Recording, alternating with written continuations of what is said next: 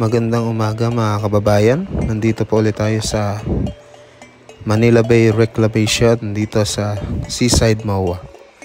So ito po yung update natin ngayon. Makikita nyo po na napaka dami na pong buhangin dito. At mukhang mabubura na ang Seaside MOA dito sa Manila Bay. Dahil nga po tatambakan na ito ng buhangin mga kababayan. Ayan po, mapapansin nyo, inuunti-unti na mga kababayan. At napakalawak na po nito. Mga ilang araw lang ay isla na talaga ito mga kababayan. Ayan, ito po yung sitwasyon ngayon, no? Dito sa MOA Seaside. At napakaraming pangyayaring nagaganap dito sa reklamasyon dito sa Manila Bay. Ayan po. At nagbubuhos na rin po doon, sa bandang doon mga kababayan. Ayan. Ito po yung Island A. Ayan po. So napakalawak na rin yan. At ayan po. Grabe talaga mga kababayan. Ang bilis lang ng pangyayari. Nakaraang araw ay hindi pa ganito kadami ang buhangin. Pero ngayon, napakabilis na mismo. No? Ayan, no? Grabe. Tuloy-tuloy po yung pagbubuhos mga kababayan ng buhangin dito sa Seaside MOA. At marami pong establishmento yung itatayo dito kung sakali mo pong tuloy-tuloy na itong Manila Bay Reclamation. Ayan. So thank you mga kababayan sa panonood nyo. So pa-like and share po itong video nito para marami pong makakita na ito na po yung sitwasyon dito sa Seaside MOA.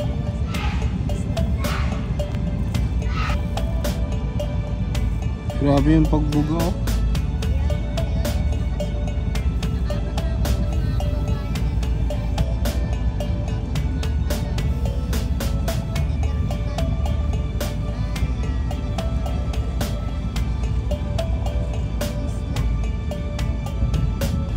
Iba talaga ang utak ng tao, no? Hindi, walang kakontentuhan ng tao. Yung pa naman yung ating area, pero marami pang gubat. Ang gusto nila yung gubat, kunin nila yung mga buhangin tapos ilipat sa dagat. Yung buhangin na to, saan na to kumukuha? Daw to sa may Nueva Ecija. Mga kababayan, iba talaga yung yung gusto ng tao. Walang hindi ba makontento mga kababayan? Yung bang gusto nila dagat na ito Ba't ayaw na lang nilang gumawa dun sa sa may bundok, mga mga parteng hindi naman dagat. Oo.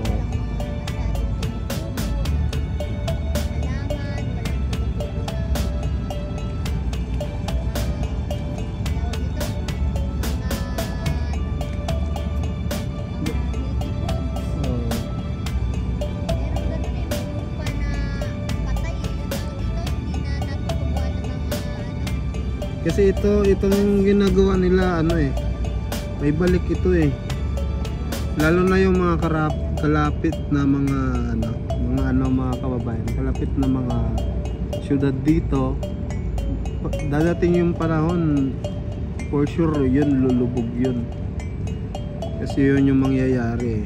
So marami nang nagsabing ganyan sa pag-aaral, yung lugar nga mga kalapit nito ay yun naman yung lulubog mga kababayan, dahil nga sa mga proyektong ganito. So, pero wala tayong magagawa, gobyerno may gusto dyan, wala naman tayong may perang wala tayong karapatan na ipatigil yan, sila yung may mga pera Tayo, cover lang natin ito mga kababayan. At kayo mag-comment kayo kung ano masasabi nyo sa mga ganitong proyekto. Kasi kami wala kaming lakas ng loob dyan na ipahinto yan. Wala naman kami mga vlogger lang naman kami. Yung may mga kagustuhan yan, yung may mga pera, no, mga kababayan. Kaya ito, i-cover na lang natin yung mga ganitong proyekto nila.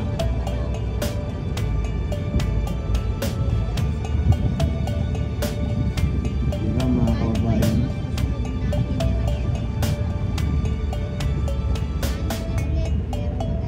Ayan, makikita nyo na tuloy-tuloy mga kababayan yung pagbubuhos ng buhangin dito. Ito mapapansin nyo. Ayan.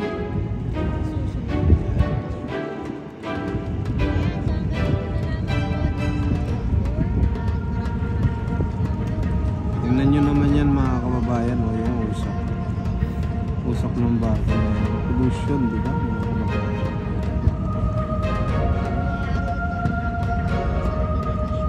Grabe no, ang bilis talaga ng tao gumawa mga kababayan. Yung ginagalaw nila yung mga gawa ng Diyos mga kababayan. Tingnan nyo. Ito nung nakaraan wala pa yan. Grabe na yung lawak, no?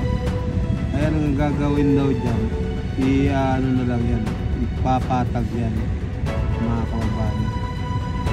Yung buhangin na yan. At abangan natin sa mga susunod na mga araw, linggo at buwan mga kababayan, dahil marami pa pong mangyayari dito sa ginagawang reklamasyon dito sa Manila Bay mga kababayan. Di po tayo makakapagpalipad ng drone dito mga kababayan dahil malapit po ito sa NAIA, no? Sa airport. Madidetect po yung drone natin. Kaya tsaka malapit din po kasi ito sa sa MOA. Bawal talagang paliparan mga kababayan. Kaya video na lang tayo, makikita nyo naman, di ba? Grabe yung pagbuhos ng buhangin mga kababayan, tuloy-tuloy.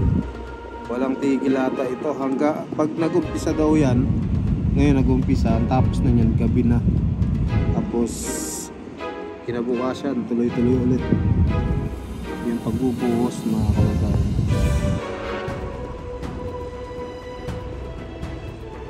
Grabe no? Lakas. So abangan na natin yan.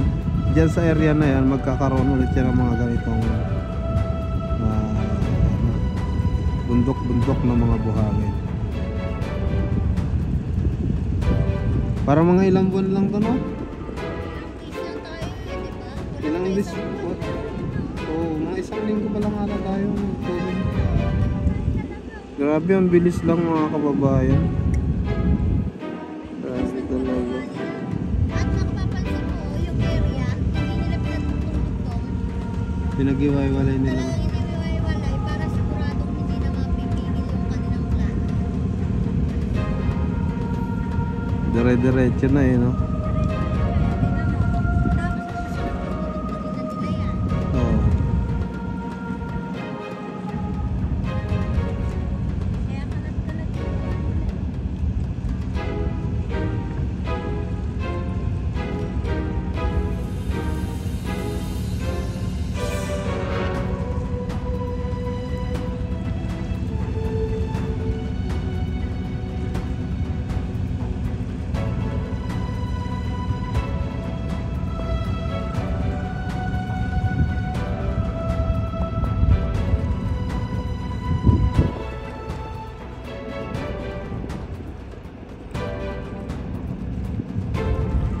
Yan, pag nag-umpisa na ito mga kababayan, yung isang barko na yan, yung naglalaman ng buhangin, mamaya pa mauubos yan mga kababayan. Siguro mga 3 to 4 hours yan bago maubos. Kaya itong ating kuha mga 10 minutes lang. Kasi ang hirap din mga kababayan. Ang hirap dyan hintayin, mga kabagot din mga kababayan. Kaya abangan na lang natin bukas yan. May bundok na yan dyan na buhangin dyan sa area na yan.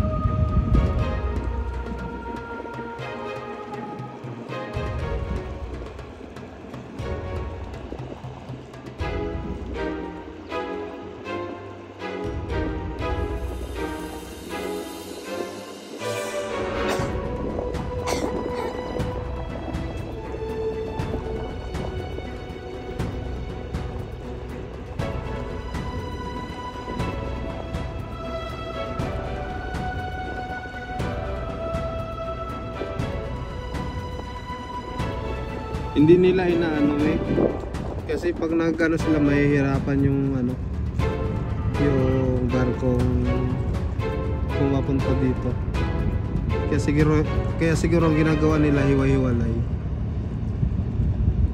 Para makaano pa rin yung barko. Makakapasok pa rin dito sa side na to.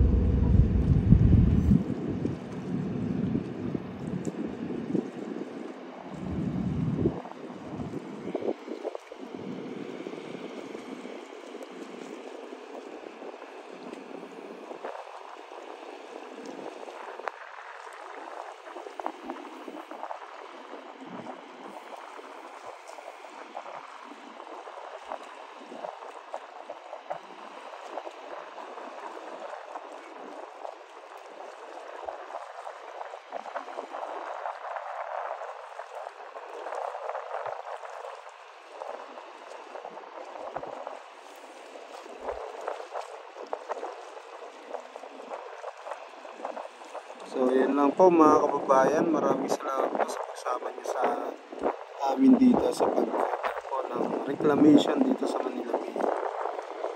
Balik na lang po ulit tayo sa mga susunod na araw.